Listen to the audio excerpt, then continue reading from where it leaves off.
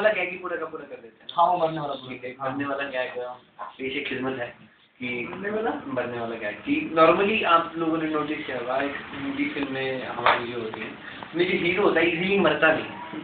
एक खासियत है हमारी हिंदी फिल्म के हीरो की, इजीली वो मरता नहीं, या तो कुछ ना कुछ डायलॉग बोलेगा या कुछ ना कुछ करेगा, कुछ ना कुछ फाइट करेगा, जख्मी आ रहा है तब कहीं जाके मरेगा। तो जनरली कैरेक्टरिस्टिक तो ऐसी अलग अलग जो हीरो लोग हैं हमारी फिल्म इंडस्ट्री में कैसे मरते हैं। सबसे पहले बात की जाए राजकुमार साहब, ठीक है, राजकुमार साहब कैसे मरते हैं, जो हम कह के लोगों की नाक में दम कर देते हैं। अब देखिए सीन को इस तरीके का होता है कि वो जख्मी क्यों विलन के खुफिया अड्डे तक पहुंचते हैं। अब नॉर्मली होता है कि नॉर्मली एकोमोडेशन की प्रॉब्लम रहती है हर जगह, मकान नहीं मिलता, प्रॉपर्टी के दाम ऊपर जा रहे हैं, लेकिन विलन को अकोमोडेशन बनाने के लिए हमेशा सरकार लैंड प्रोवाइड कर देती है। उस लैंड का एक स्पेशल लैंड की खासियत होती है, स्पेशल दो कोने बने होते हैं। एक कोना होता है विलेन के भागने का, दूसरा कोना होता है हीरो की माँ बहन को टांग।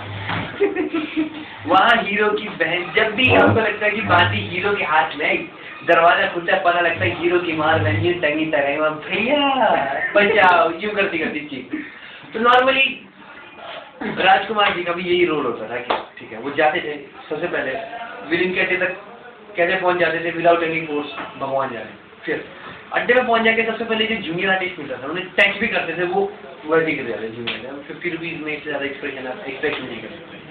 उसके बाद जख्मी हालत में विलन को मारेंगे, अब विलन ने गोलियां मार के उसके बावजूद विलन को खत्म करके पूरा अड्डे को तो नाबूद करके अपनी माँ और बहन को छुड़ा कर उसके बाद विलन के अड्डे के बाद से गाड़ी स्टार्ट करेंगे। रास्ते में डिस्पेंसरी होगी, हॉस्पिटल होगा, कुछ भी होगा, नर्सिंग होम नहीं होगा। गाड़ी की ब्रेक सीधी जाके लगेगी हवेली के बाद गाड़ी होती है। गाड़ी से उतरते डायलॉग शुरू, राधा राधा में आ गया, राधा में आ गया। बेचारी ज्यादा ऊपर से घबराएगा, ये क्या हो गया राधा, ऊपर से मत रो राधा, नीचे आओ राधा, नीचे मैं मरने वाला हूँ राधा। आप बेचारी ज्यादा घबराएगा, नीचे आके कहती मैं आपको डॉक्टर के पास ले जाऊंगी।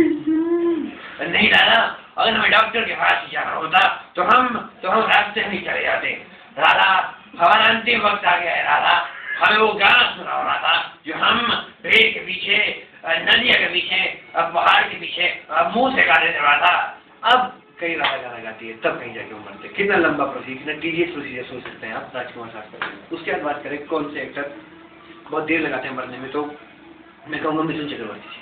मिथुन चक्रवर्ती एक ऐसे इंसान, उन पर आप बम फेंको, गोला फेंको, AK-47 से उनका सीना छल्ली कर दो, कई जगह से वो धूल में से निकल कर आई जाएंगे और कहेंगे नहीं मरूंगा, नहीं बिल्कुल नहीं मरूंगा, क्या इज्जत कमाई ना मारूं, क्या बिल्कुल नहीं मरूंगा जब तक अपनी माँ के आंसुओं का बदला न ले लूं, नहीं मरूंगा, अपनी बहन की मौत का बदला न ले लूं, नहीं मरूंगा।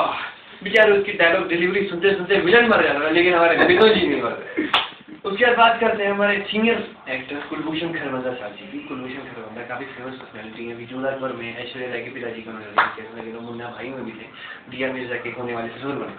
तो उनका जो डायरेक्ट डिलीवरी अंदाज है वो कुछ इस तरह का होता है कि पेट में कब्ज है, एसिडिटी, बचपन से कब्ज की बीमारी के साथ पैदा हुए हैं वो बिल्कुल। और ऐसा लगता है उन डायरेक्ट ऐसे बोलते हैं कि सुबह से उनको टॉयलेट जाना नहीं मिला और किसी ने कुंडी लगा के रख दी अंदर टॉयलेट, और बिल्कुल वो पेट में मार लिए जा रहे हैं और रास्ते वालों से बात भी करते हैं। तो कुछ इस तरीके से कहते हैं, खरबंदा खानदान की ओर अगर किसी ने आंख उठाकर भी देखा तो उसकी आंखें निकाल दी जाएंगी कि रतन की साइकिल के लिए मैंने पाई जोड़ी थी और तू कहता है तूने खर्च कर दिए।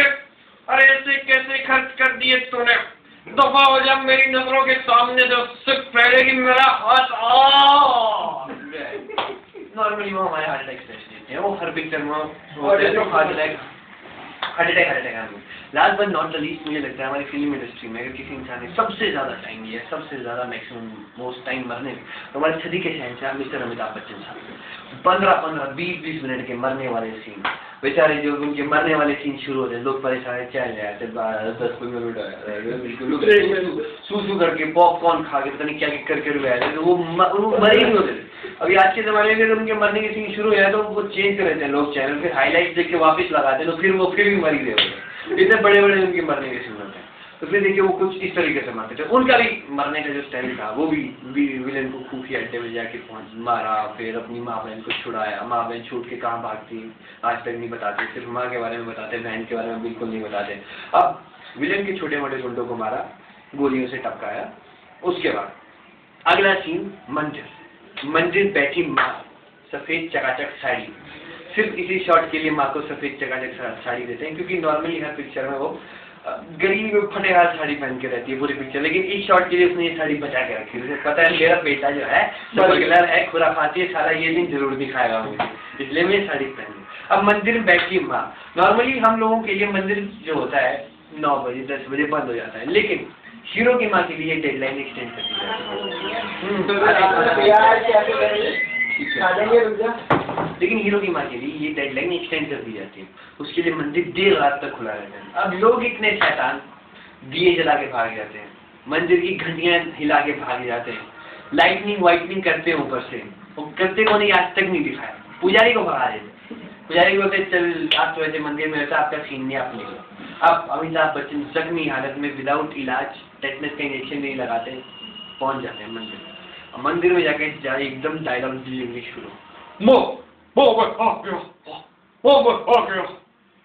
बेटा बहुत टाइम हो गया, बहुत जोर बोल रहे हैं, जल्दी बोलो, टाइम नहीं लगा। वो बचपन से लेकर आज तक तुम्हारा बेटा तुमसे एक ही बात सुनना चाहता था माँ, एक बार मुझसे एक बार अपने बेटे को मुन्ना करके बुला दो माँ, बस एक बार।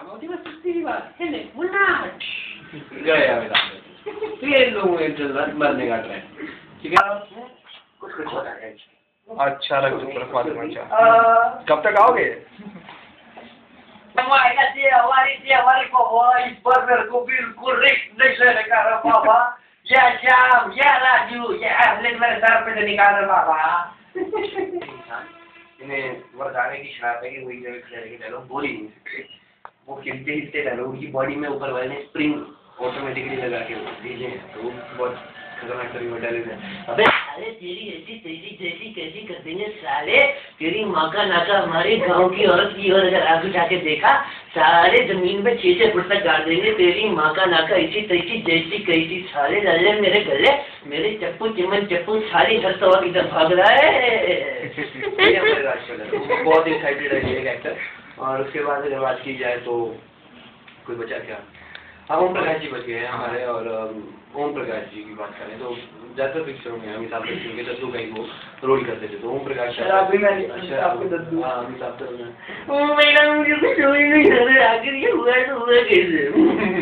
अरे आज तक पूरी जिंदगी में चुप रहा, लेकिन आज मैं चुप नहीं रहूँगा। अरे ऐसे पुलिस उल्टा औरत को तो धक्के मार के घर के बाहर निकाल देने चाहिए। मैं पिछले 20 साल से चुप रहा, लेकिन अब मैं चुप नहीं रहूँगा। निकल क्या उल्टा इस घंटे बारिश से पहले कि मैं तुझ पर हाथ उठाऊँ। ये ओम प्रकाश साहब। और अब कोई और रहेगा क्या?